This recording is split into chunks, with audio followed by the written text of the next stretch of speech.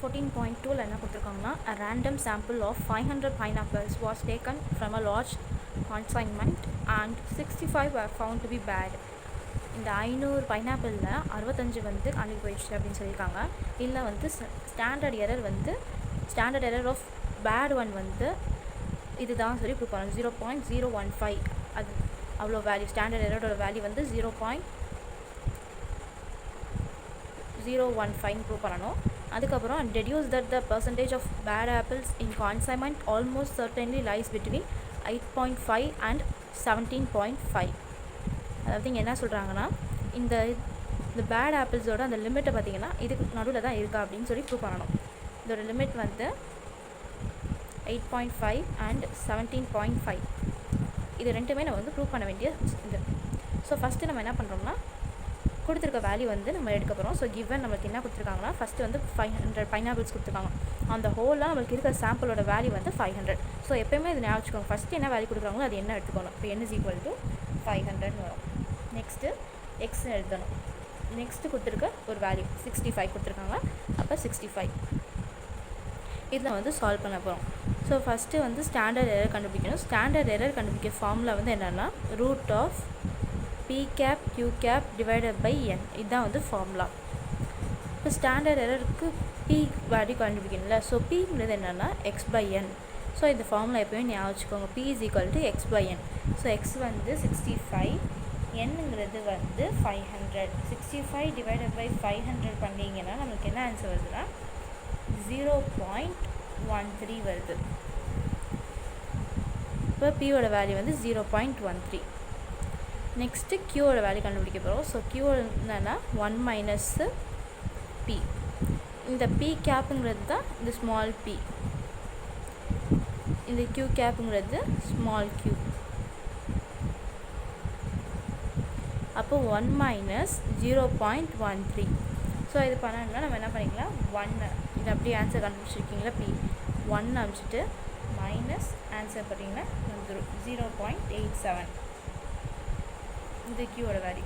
இதை எடுத்து ஃபார்முலாவில் போய் சப்ஸ்டியூட் பண்ண போகிறோம். ஸோ இதில் போய் பியோட வேல்யூ என்னது 0.13 இன்ட்டு 0.87 டிவைடட் பை என்னங்கிறது நம்மளுக்கு என்னது 500 டிவைடட் பை 500.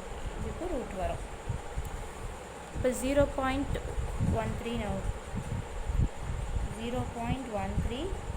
இன்ட்டு 0.87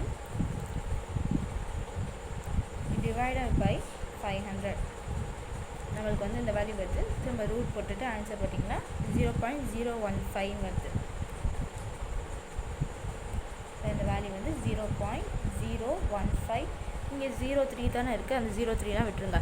இதுதான் நம்ம வந்து ப்ரூவ் பண்ணணும். ஸோ இந்த வந்து வந்துடுச்சு. நெக்ஸ்ட்டு லிமிட்டோட வேல்யூ ப்ரூவ் பண்ணணும்.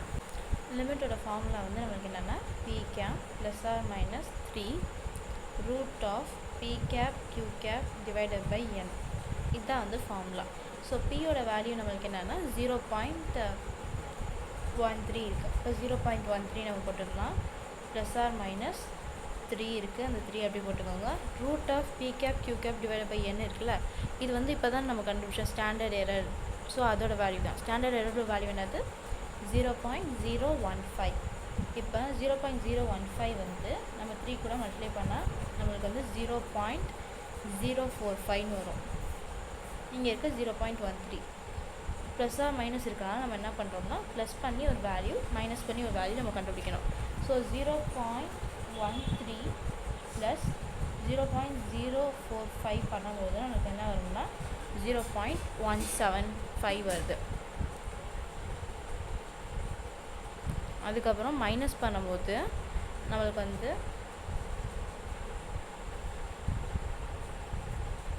0.085 வருது. இது ரெண்டுமே நம்மளுக்கு வந்து ப்ரூவ் பண்ண வேண்டிய லிமிட்டும் இதுவும் பார்த்திங்கன்னா சேமாக தான் இருக்குது. அங்கே வந்து என்ன 8.5 இருக்குது, இங்கே வந்து 0.085 இருக்குது. நம்ம என்ன பண்ணிக்கலாம், இது கூட நம்ம வந்து 100 மல்டிப்ளை பண்ணிக்கிறோம். ஸோ 100 மல்டிப்ளை பண்ணால் நமக்கு என்ன ஆகும், இங்கே வந்து 0.085 கூட 100 மல்டிப்ளை பண்ணால் 8.5 வரும். இது கூட 100 மல்டிப்ளை பண்ணால் நமக்கு என்ன ஆகும் 1.1 சாரி 17.5 வரும். ஸோ லிமிட் வந்துருச்சா 8.5 நம்ம ப்ரூவ் பண்ண வேண்டிய 2 லிமிட்டும் வந்துருச்சு. ஸோ அவ்வளோதான், நம்ம கண்டுபிடிக்க வேண்டியது ஸ்டாண்டர்ட் எரர் கண்டுபிடிச்சாச்சு, அதுக்கப்புறம் லிமிட்டும் ப்ரூவ் பண்ணியாச்சு. ஸோ அவ்வளோதான் இந்த சம்.